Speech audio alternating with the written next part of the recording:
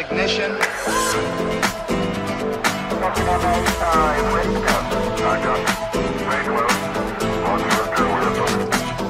Stage is reporting ready for launch.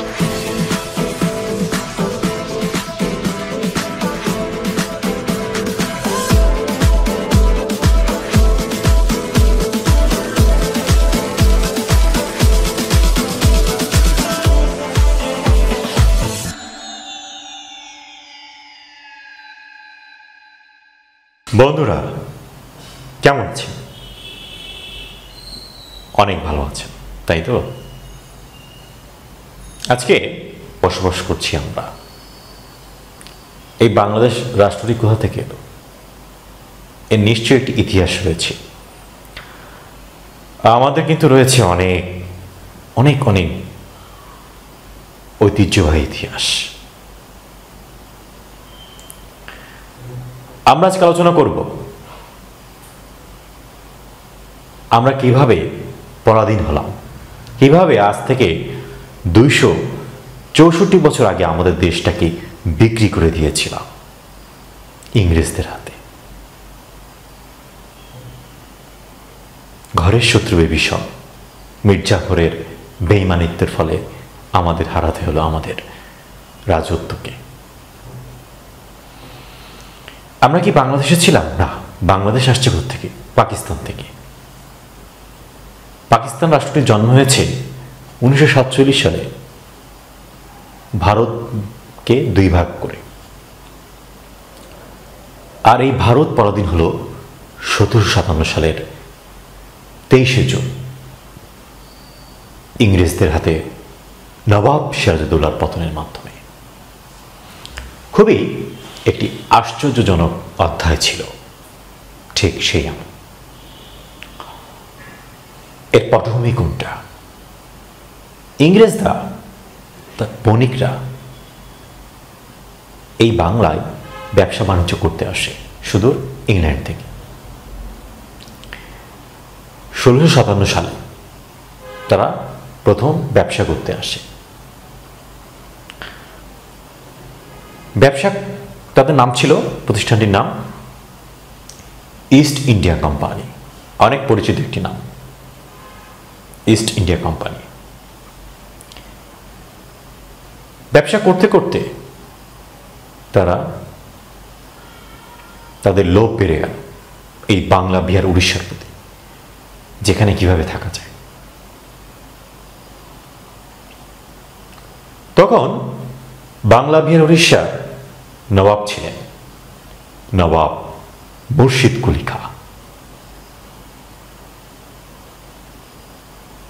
1717 সালে তৎকালীন রাজধানী ঢাকা থেকে বাংলা রাজধানী স্থাপন করা হয় মুর্শিদাবাদ, ভাগীরথী নদীতে, যেখানে দাঁড়িয়ে আছে হাজারদুয়ারি প্রাসাদ।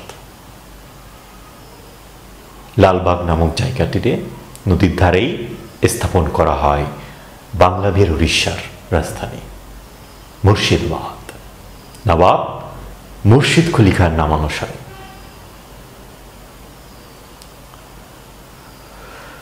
নবাব মুর্শিদ কুলি খানের কোনো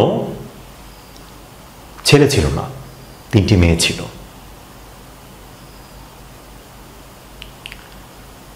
তিন মেয়ের মধ্যে আমিনা বেগমের একটি পুত্র সন্তান ছিল, হুসাইন মোহাম্মদ সিরাজউদ্দৌলা, জন্ম 1733 সালে। অত্যন্ত সুন্দর চেহারা হওয়ায় মুর্শিদ কুলি খাঁর খুব পছন্দের ছিল তার নাতি।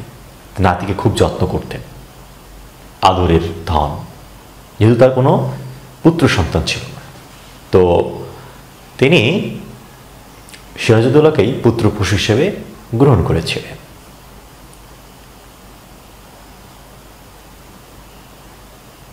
(1740 থেকে 1744) নবাবের বড় মেয়ে ঘুষিটি বেগমের 4 কন্যারা, তারা পরস্পর নিজেদের ভিতরে বোঝাবুঝি করতে থাকে। ঠিক সেই সময় তাদের ভিতরে একটি পারিবারিক ঝামেলা শুরু হতে থাকে তৎকালীন সময় থেকে। তো রাজদুল্লভ তৎকালীন ওই দুর্যোগপূর্ণ সময় 1756 সালে নবাব মুর্শিদ কুলি খানের মৃত্যুর পর রাজদুর্লভের নবাব হওয়ার কথা থাকলেও নবাব সিরাজউদ্দৌলা সিংহাসন আরোহণ করে। কারণ সিরাজউদ্দৌলা তার নানার সময় থেকে পাটনায় সেনাপতি হিসেবে কাজ করেছিলেন, তার অনেক অভিজ্ঞতা রয়েছে। 23 বছর বয়সে বাংলার শেষ স্বাধীন নবাব হলেন নবাব সিরাজউদ্দৌলা। সিরাজউদ্দৌলা কখনোই ইংরেজদের বাড়তি সুবিধা দিতে চান নাই। এবার আসুন পটভূমি, the battle of Palashi, 23 June. 18 June 1757 কলকাতায় ফোর্ট উইলিয়াম দুর্গ নির্মাণ শুরু করছিলেন ইংরেজরা।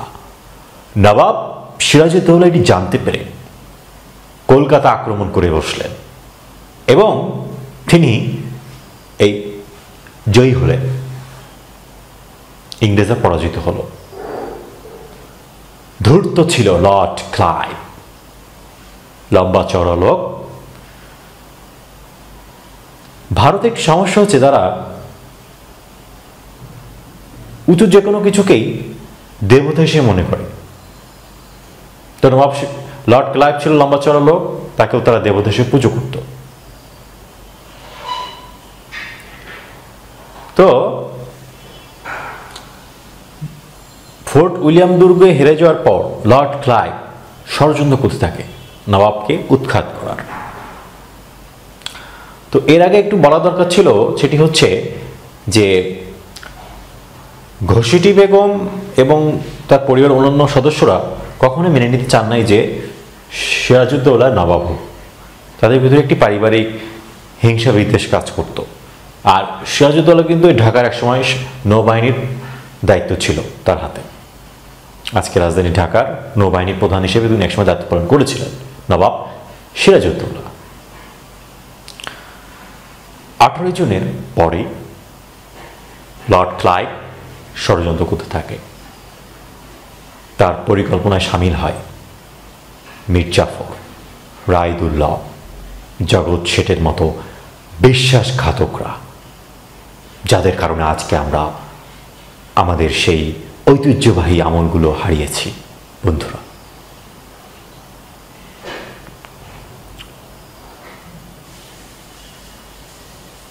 লর্ড ক্লাইভকে বেশি কিছু করতে হয়নি, শুধুমাত্র মীর জাফরকে ম্যানেজ করেই তিনি এই বাংলা ভের উড়িষ্যার দেওয়ানি লাভ করেছিলেন। কিন্তু সেটা কিভাবে? যেভাবে অমিয় চাঁদ জগৎ শেঠ খুব বিশ্বস্ত ছিল নবাব সিরাজউদ্দৌলার প্রধান সেনাপতি। মীর জাফর অনেকবার বেঈমানির কারণে তারা পরামর্শ দেয় সিরাজউদ্দৌলাকে মীর জাফরকে বের করে দিতে, কিন্তু নবাব সিরাজউদ্দৌলা ছিলেন অত্যন্ত আবেগপ্রবণ। বিশ্বাসঘাতক মীর জাফরকে শেষমেশ উনি আশ্রয় দিলেন। কিছুতেই মেনে নিতে পারলেন না জগৎ শেঠ। পবিত্র কোরআন ছুঁয়ে শপথ করলেন যে ইংরেজদের ষড়যন্ত্র তারা প্রতিরোধ করবেন একসাথে। কিন্তু যারা বেঈমান, বিশ্বাসঘাতক, এতে কোনো ধর্ম থাকে না, স্বার্থপর যারা, স্বার্থই তাদের কাছে আগে, স্বার্থই তাদের ধর্ম, স্বার্থবাজ ছিল মীর জাফর। তো 1757 23 জুন সকালবেলা সূর্য অস্তমিত হতে চলছে বাংলার। ওই দিন সকালে অবশ্য কিছুটা বৃষ্টি ছিল। নবাব সিরাজউদ্দৌলা 30,000 সৈন্য নিয়ে রওনা দিলেন নদিয়া জেলার পলাশী প্রান্তে, আর ইংরেজদের সৈন্য মাত্র 3,000। যুদ্ধ শুরু হয়ে গেল দুই পক্ষের। যুদ্ধ চলছে, ইংরেজরা প্রতিহত হচ্ছে বারবার। কারণ নবাব সিরাজউদ্দৌলা ছিলেন একজন বীর যোদ্ধা, নবাব মুর্শিদ কুলি খানের নাতি, তার রক্তে বসে তার নানার সংগ্রামী চেতনা, সংগ্রামী মনোভাব। রক্ত রক্তই বন্ধুরা। তো ওই যুদ্ধে তার সেনাপতি ছিল মীর জাফর, বেঈমান মীর জাফর, ন্যায় দুর্লভ, বিশ্বাসঘাতক।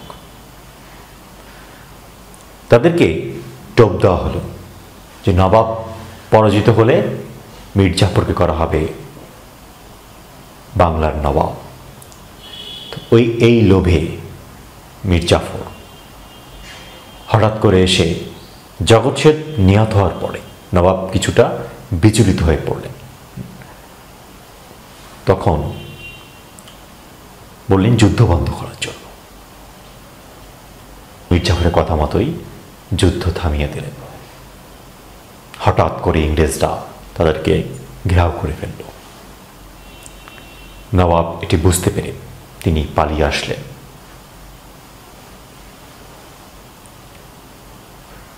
উনি আবার সৈন্য সংগ্রহ করতে লাগলেন যে আবার যুদ্ধ করবেন।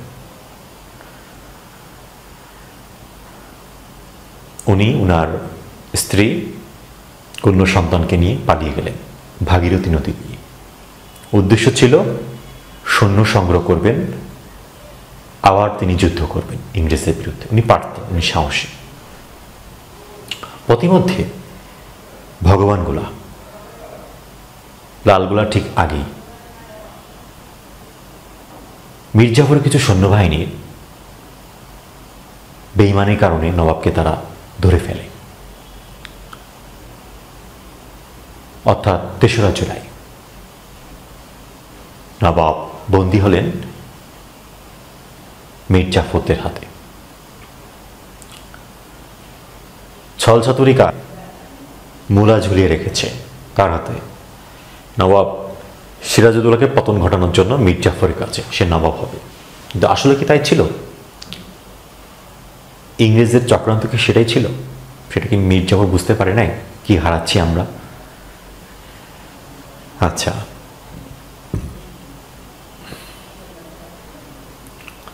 ভগবানগোলা থেকে নবাবকে গ্রেফতার করা হলো, তাকে নিয়ে যাওয়া হলো প্রাসাদে। সেখানে মীর জাফরের পুত্র মিরানের নির্দেশে মাহমাতি বেগ নামে এক ঘাতক নবাবকে যখন হত্যা করতে আসে, তখন নবাব সিরাজউদ্দৌলা বলে উঠলেন, মোহাম্মদী বেগ তুমিও?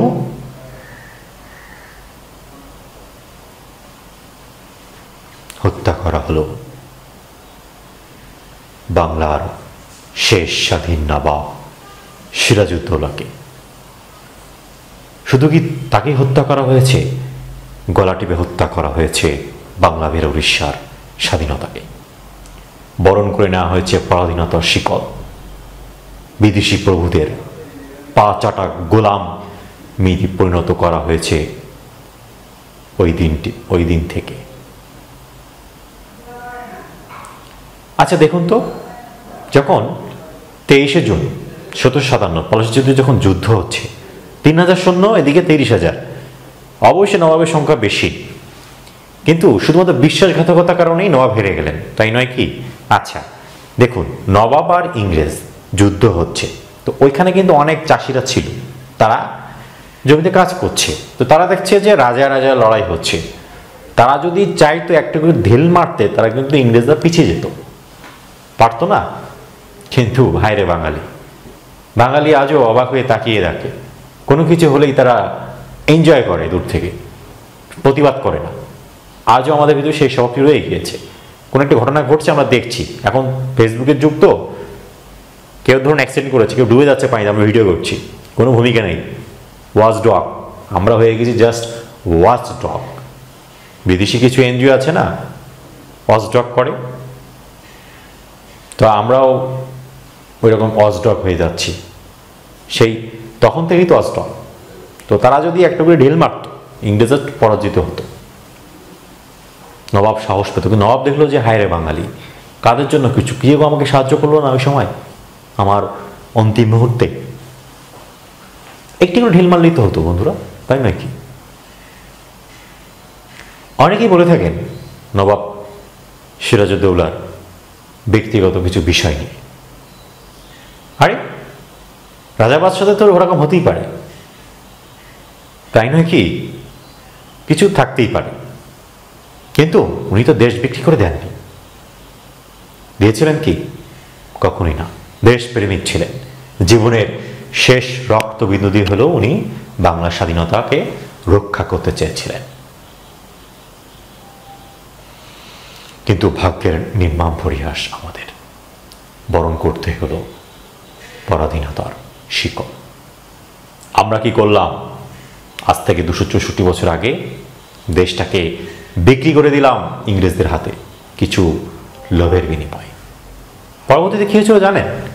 এই মির্জাফরের ভাগ্যে, মির্জাফরকে তারা বসেছিল গদিতে, কিন্তু ইংরেজদের কিছুদিন পরেই তাকে লাথি মেরে সেখানে নামিয়ে দেয়।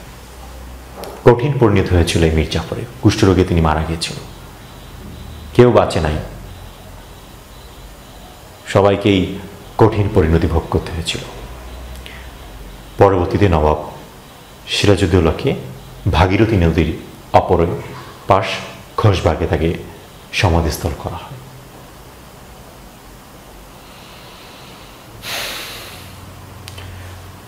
আজও ইতিহাস ঘুরে ঘুরে কাঁদে যখন আপনি হাজারদুয়ারি দেখতে যাবেন, সেই ঐতিহ্য ভবন। পরবর্তীতে তারা ইংরেজরা সবকিছু এখান থেকে লুটে নিল, কোহিনূর পাথর সমস্ত সম্পদ ইংল্যান্ডে পাচার হলো।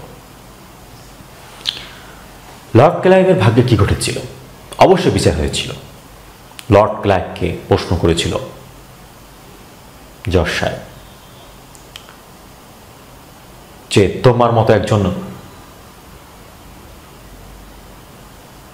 এবার আসুন লর্ড ক্লাইভ কিভাবে কথা বলতো মির্জাফরদের সাথে।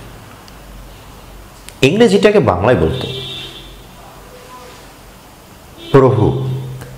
লর্ড ক্লাইভ আসলেই এরা হয়ে যেত প্রভু, প্রভুর মতো আচরণ করতো মির্জাফররা।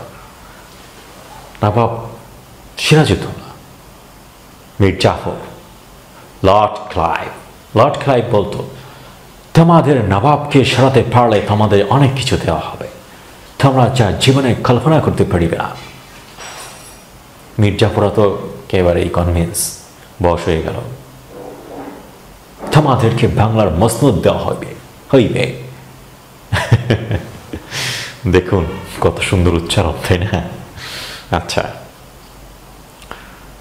তো ঘরের শত্রু বিভীষণ আজও নবাব সিরাজউদ্দৌলাকে তো আর ইংরেজরা মানে নাই, মারছে কারা? এই তো তার কাছের লোক মির্জাফররাই। ইংরেজরা গুটি চাল চেলেছে। ইংরেজরা দেখলো যে এই বাঙালি জাতির সবচেয়ে প্রথম যিনি মাপকাঠি ভেবেছিলেন তিনি হচ্ছেন লর্ড ক্লাইভ। উনি দেখলেন যে এই বাঙালি জাতি খুব সহজেই বশ করা যায়, কারণ এরা হচ্ছে স্বার্থপর জাতি, তাই নয় কি? তৎকালীন সময় ছাত্ররা দেখুন ক্ষমতার লোক, নিজেদের আত্মীয়কে তারা নিজেরা মারছে, নিজের দেশটাকে বিক্রি করে দিচ্ছে। কি হলো?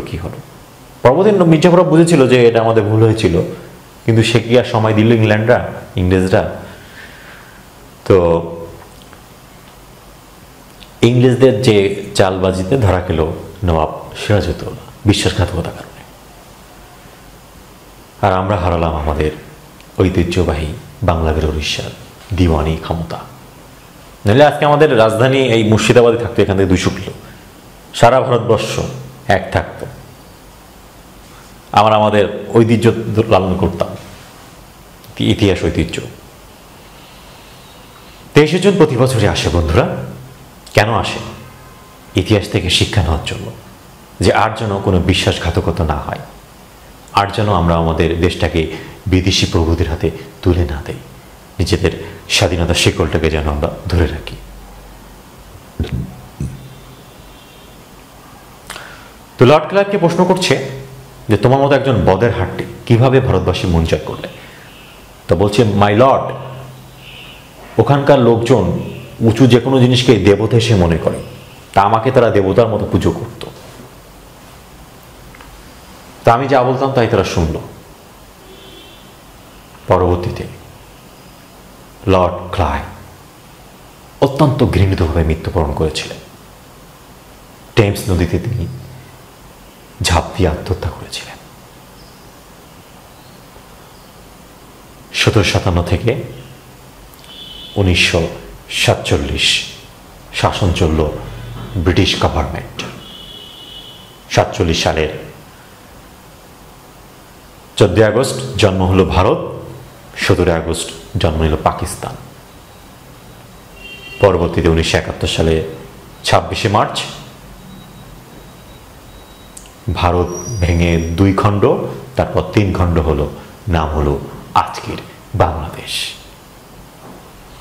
বেশি দূরে নয়, মাত্র 200 কিলো।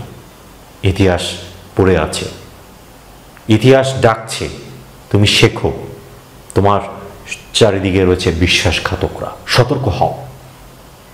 এর জন্য আপনাকে বর্তমান প্রেক্ষাপট দেখতে হবে না, বিশ্বাসঘাতকরা সবসময় আছে। ইতিহাস থেকে শিক্ষা নিন বন্ধুরা। ইতিহাস হচ্ছে আপনার একজন দর্শন, একজন শিক্ষক। পড়তে হবে, সঠিক ইতিহাস জানুন। অনেকেই নবাবকে খারাপভাবে উপস্থাপন করেছে, কিন্তু না, নবাব তো দেশ বিক্রি করে নাই। করেছে কি? কখনো না। দেশপ্রেম আমাদের হাদিস শরীফে আছে, স্বদেশ প্রেম উত্তম। তো একজন মুসলমান হিসেবে নবাব সিরাজউদ্দৌলা কখনোই গাদ্দারি করেন নাই কারোর সাথে। 1757 23 জুন। অনেক কথাই হলো বন্ধুরা। ইতিহাস থেকে শিক্ষা নিতে হবে, জানতে হবে, বুঝতে হবে। আর যেটি করতে হবে, এ ধরনের আরও অনেক কিছু টপিক নিয়ে আপনার সামনে আসবো। আমি খায়রুল আলম। বাংলা বাবু ইউটিউব চ্যানেল পেজটি সাবস্ক্রাইব করুন। ইতিহাস ঐতিহ্যের সাথে থাকুন। ধন্যবাদ। খুদা হাফেজ।